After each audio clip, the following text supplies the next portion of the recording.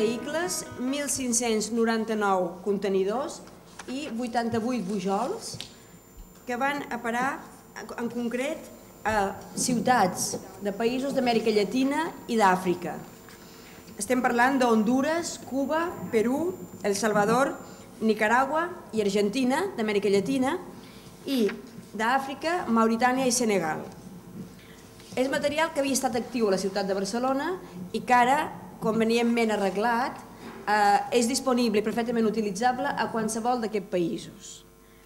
La cessió del material és gratuït per part de les empreses i les entitats receptores assumeixen els tràmits de la gestió de traslladar-los als respectius països.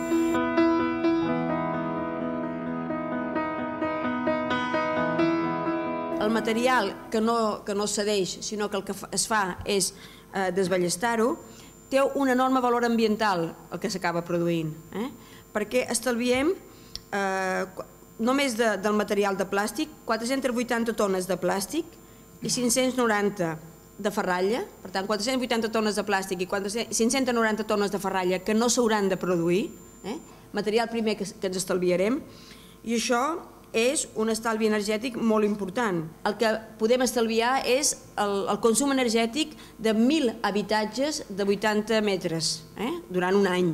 Per tant, deixarem d'utilitzar matèries primeres l'equivalent a 1.000 habitatges de 80 metres durant un any.